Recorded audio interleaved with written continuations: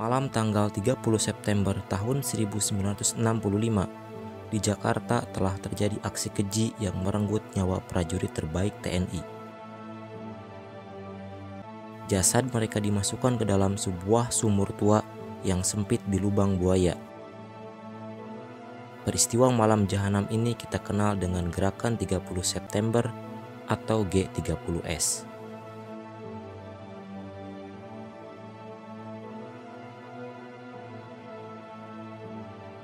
Tinta sejarah Indonesia mencatat namanya sebagai prajurit yang cerdas, gagah, dan berani. Ia digelari pahlawan revolusi atas jasa dan pengorbanannya terhadap negara. Jenderal Anumerta Ahmad Yani adalah Panglima Angkatan Darat yang gugur dalam peristiwa berdarah Gerakan 30 September.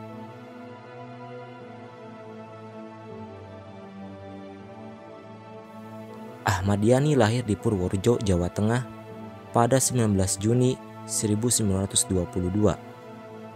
Ia adalah anak pertama dari pasangan Sarjo dan Murtini.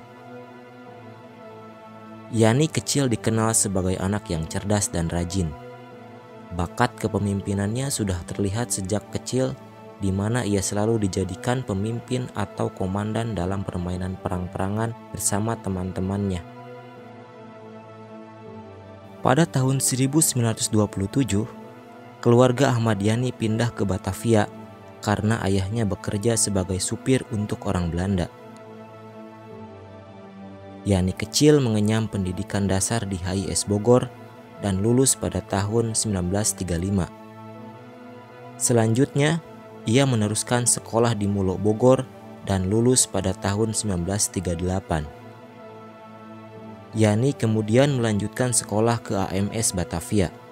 Sayangnya, Yani tidak sempat menyelesaikan pendidikannya di AMS.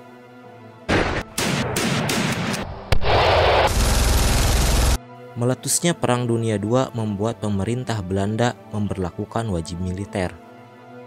Yani yang saat itu masih menempuh tahun kedua di AMS, turut ikut dalam wajib militer tersebut.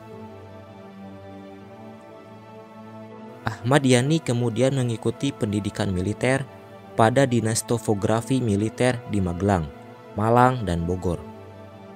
Selesai menjalani seluruh pendidikan militernya, Yani bertugas di Bandung dengan pangkat sersan.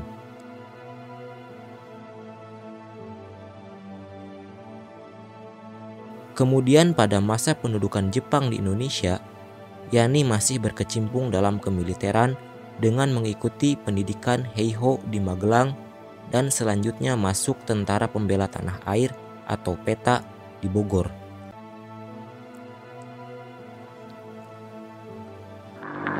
Proklamasi. Kami, bangsa Indonesia, dengan ini menyatakan kemerdekaan Indonesia. Proklamasi kemerdekaan Indonesia menjadi babak baru bagi karir militer Yani. Ia tergabung dalam Tentara Keamanan Rakyat atau TKR. Pada masa Perang Kemerdekaan, Yani membuktikan dirinya sebagai prajurit yang tangguh. Ia terlibat dalam peristiwa Tidar Magelang pada tahun 1945. Kemudian Yani dan pasukannya sukses merebut persenjataan tentara Jepang.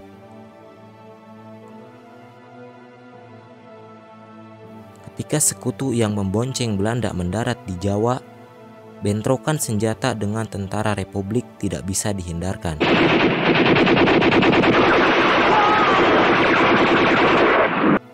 Dalam peristiwa Ambarawa, Yani yang bertugas di Magelang sukses menghalau dan memukul mundur pasukan sekutu dari Magelang. Oleh karena itu, Ahmad Yani dijuluki Sang Juru Selamat Magelang. Kegemilangan Ahmad Yani dan pasukannya di Magelang tidak terjadi hanya sekali itu saja. Pada agresi militer Belanda pertama, tepatnya pada 23 Juli 1947, Resimen 19 dari batalion yang dipimpin Ahmad Yani berhasil memukul mundur pasukan Belanda kembali ke Ambarawa. 2 tahun kemudian, yakni pada tahun 1949, Belanda kembali melancarkan agresi militer yang kedua. Ahmad Yani kembali memainkan peran penting dalam upaya mempertahankan kemerdekaan.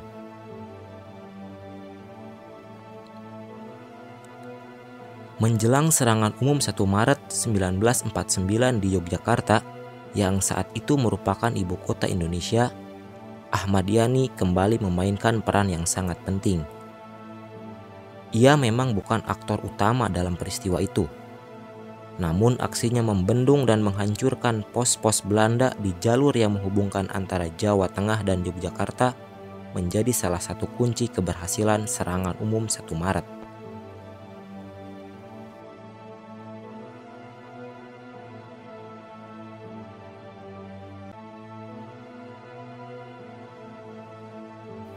Setelah Belanda mengakui kedaulatan Indonesia, problem internal bermunculan secara bergantian. Ahmad Yani berkali-kali berada di garda paling depan untuk menghadapi perlawanan-perlawanan yang mengancam persatuan Indonesia. Ahmad Yani juga terlibat dalam pembentukan pasukan khusus yang dikenal dengan Banteng Rider. Bersama dengan Ahmad Yani, Banteng Rider berhasil menumpas gerakan DITII di Jawa Tengah. Selanjutnya, pada tahun 1958, Yani dipercaya memimpin operasi 17 Agustus untuk mengatasi pemberontakan PRRI di Sumatera. Kembali dari operasi di Sumatera, Yani terlibat dalam upaya pembebasan Irian Barat.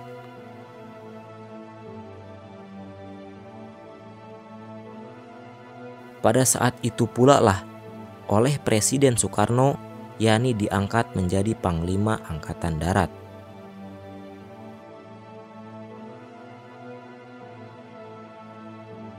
Sebagai orang nomor 1 di Angkatan Darat, Yani memegang peran yang sangat penting.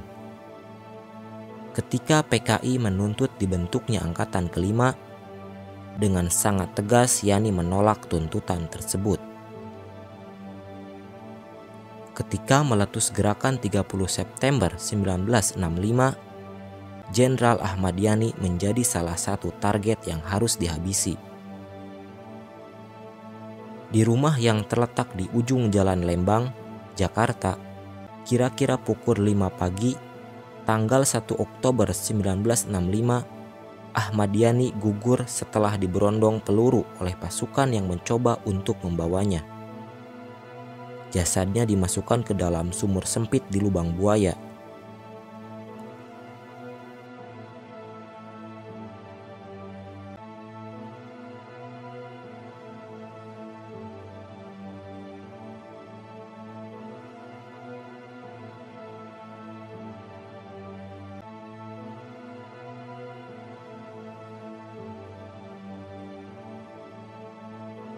Jasad Ahmad Yani dan korban kekejian gerakan 30 September kemudian diangkat pada 4 Oktober dan dimakamkan di pemakaman pahlawan Kalibata pada 5 Oktober yang bertepatan dengan hari jadi ABRI yang ke-20.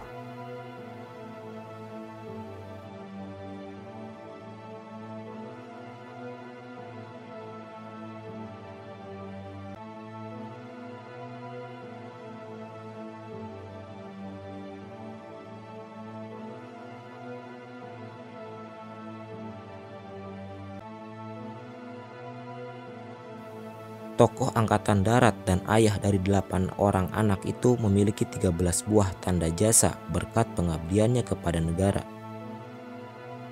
Berkat pengabdian itu pula, setelah gugurnya, pemerintah menganugerahkan kepadanya gelar Pahlawan Revolusi pada tanggal 5 Oktober 1965.